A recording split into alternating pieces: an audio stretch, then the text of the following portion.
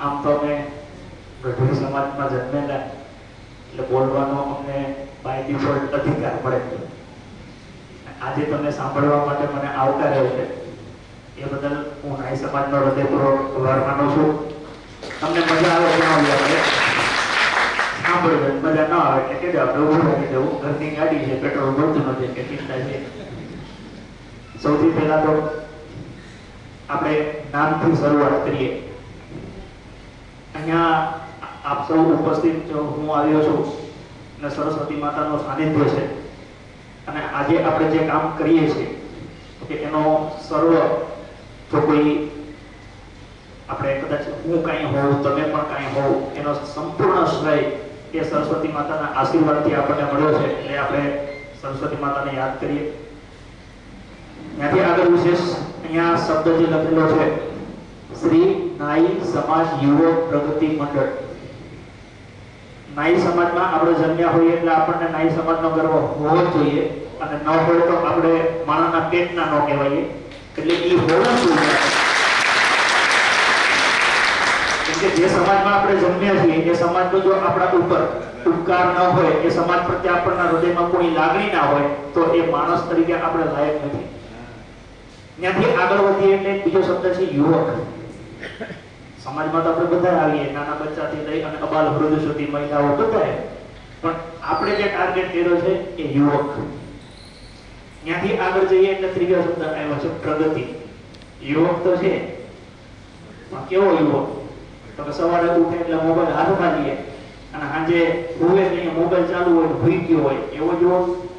કે સવારે ઉઠે અને નાઈ સમાજની શિક્ષણ સમિતિ જે સરસ મજાની લાઇબ્રેરી બનાવી છે ત્યાં સૌથી પહેલો પૂગી જાય અને રાત્રે સૌથી છેલ્લો બહાર નીકળે એવો યુવક? બે યુવક છે. એમાંથી પ્રગતિ કોણ કરશે? તો એના માટે આજે આપણે અહીંયા ભેગા થયા છીએ. નાઈ સમાજ યુવક પ્રગતિ મંડળ દ્વારા શિક્ષણ સમિતિનું સરસ આયોજન થયું. 16 મિત્રોએ ભેગા થયા. મને એક વસ્તુ બહુ ગમી એમાં કે 16 મિત્ર સરકારી નોકરી કરે. જે મિત્રો સરકારી નોકરી કરે એમને ભેગા થયા કે આપણે સમાજ માટે કંઈક કરીએ. એટલે કેવું છે, નોકરી ના કરે એટલે માણસ બહુ થાક્યો હોય, એટલો તો થાક્યો હોય કે ઘરે ધ્યાન ન દે. મેં બહુ મહેનત કરી છે, હવે મને શાંતિ આપો. એટલો બધો થાકી ગયો, જે જગ્યાએ નોકરી લાગ્યો ન્યાય કામ ન કરે, થાકી ગયો છું.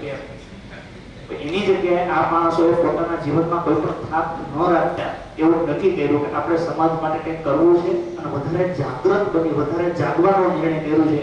અને એ અંતર્ગત એક લાઇબ્રેરી શરૂ થઈ. 6 વિદ્યાર્થીઓ પાસ થયા, બીજા હજી 15-20 લાઈનમાં છે.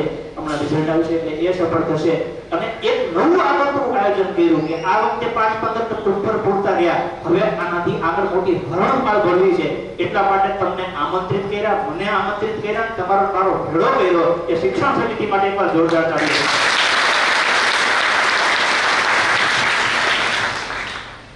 હવે ભેગા થવાનું જે મૂળ કારણ છે કે તમારે સરકારી નોકરી જોઈએ છે અને તમને એવું લાગ્યું કે આ સામંતભાઈ અનુભવી માણસ છે, ડ્રાઈવર સારો છે, એના ભેગા બેસતું તો સ્ટોપ જલ્દી આવી જાય. એટલે આખા ગુજરાતમાં મારા ઘણા બધા મિત્રો છે, એમાંથી મને પસંદ કર્યો. એ બદલ હું આજીવન નાઈ સમાજનો ઋણી છું કે તમે મારા ઉપર પસંદગી કરી. તમે આજુબાજુના ભાઈ હમણાં વાત કરીએ પ્રમાણે 78 જેટલા ગામોમાંથી અલગ અલગ 120 લોકોની સમિતિ બની છે. બીજી વખત ઈશ્વર કરશે આપણે મળશું ત્યારે આ સમિતિ હજી આનાથી પણ વિશાળ બની છે. આજે કદાચ અહીંયા 6 લોકો હતા, નેક્સ્ટ આપણો ટાર્ગેટ છે કે અહીંયા 100 લોકો હોય અને એ 100 લોકો માટે આપણી પાસે 2 વર્ષ વર્ષ 2025માં આપણે જીવીએ છીએ, 26 અને 27 2 વર્ષમાં આપણે ટાર્ગેટ પૂરો કરવો છે. તમારામાંથી કેટલા લોકો એવા છે કે જેને જીવનમાં સાયકલ ચલાવતા આવડે છે? મને આવડે છે.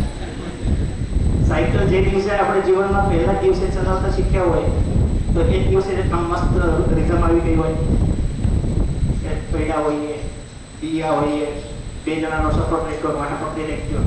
આપણે આટો મારી પછી ખબર પડે કે આ તો પકડ્યા નથી, મને એમને થોડી મૂક્યો છે, હું શીખી ગયો સાયકલ. એમ અંદરથી દોડો થાય, આપણને રાજીકો થાય.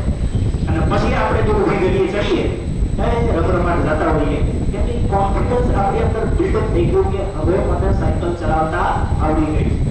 એટલે પછી આપણે તો સાયકલ એ જ હોય છે, આપણે એ હોય છે, ગલીઓ એ જ હોય છે. પણ ડર હતો, હું પડી જઈશ તો લાગશે તો લાગે એના કરતા વધારે બી બાપા પાછા માઇલ છે એની હોય કે આ તો થોડું માણસ મોઢું માર પડે ને એ બહુ અનુભવ લાગે છે. એટલે આ બધા અવસરમાંથી આપણે પસાર થયા છે. સરકારી નોકરી મેળવવા માટે આવું છે. લાઇબ્રેરી ચાલુ કરી, સમાજે ભેગો થયો, આપ સૌને ભેગા કર્યા, એમાં 2-3 વર્ષ થઈ ગયા. સમાજે જોયું નવા છોકરાઓ મહેનત કરે છે તો કે હિસાબ આપે છે, બધું ચોખ્ખું પારદર્શક વહીવટ છે. સમાજને રસ લાગ્યો કે બર્થડે ઉજવીએ અને 1000 રૂપિયાની કેક કાપીએ, એના કરતાં 1000 રૂપિયાની કેક ન કાપતા 1000 રૂપિયા સમાજને આપીએ તો કે સમાજના એ છોકરાઓ ભેગા થયા, એને 500-1000 આપ્યા, 12 લાખ રૂપિયાનો ફંડ ભેગો થયો. આ આપણા નસીબ કહેવાય અને આ ઈશ્વરના આશીર્વાદ કહેવાય. હવે પ્રશ્ન એ છે કે ફંડ શેના માટે ભેગું થયું અથવા તો આ પહેલનો હેતુ શું? પહેલનો હેતુ હતો કે નાઈ સમાજ શિક્ષણ તરફ આગળ વધે, તો કે શિક્ષણ પછી આગળ વધ્યા પછી નાઈ સમાજ છે કે સરકારી નોકરીમાં ક્યાંક આગળ વધે અને પોતાના ઘરની જવાબદારી લે છે. તો જેમ આ 16 મિત્રો પોતે સુખી સંપન્ન છે, પોતાનો ઘર પરિવાર ચલાવે છે, તો કે એને એવી ઈચ્છા છે કે મારા સમાજના ઘરે એક માણસ આવો હોય તો કે જે પોતાના ઘરની જવાબદારી લઈ લે. પણ દરેક ઘરમાં તો કે એવો સપોર્ટ ન હોય, એવો સાથ સહકાર માહોલ ન હોય જેથી કરીને એ છોકરો સરકારી નોકરીએ પહોંચી શકે. એટલે એમને કીધું કે માહોલ આપણે ભેગા થઈને આપીએ તો કે એના સ્વરૂપે લાઇબ્રેરી શરૂ થઈ. હવે આપણે એ માહોલનો ઉપયોગ કરવાનો છે. એટલે હવે હું સીધા મુદ્દા ઉપર આવું છું. મારી સ્ટોરી તમને સાહેબે કીધી, મને થોડું ઇમોશન આવી ગયું. હવે એમાં થોડા દુઃખના દિવસો કેમ યાદ કરાવો છે.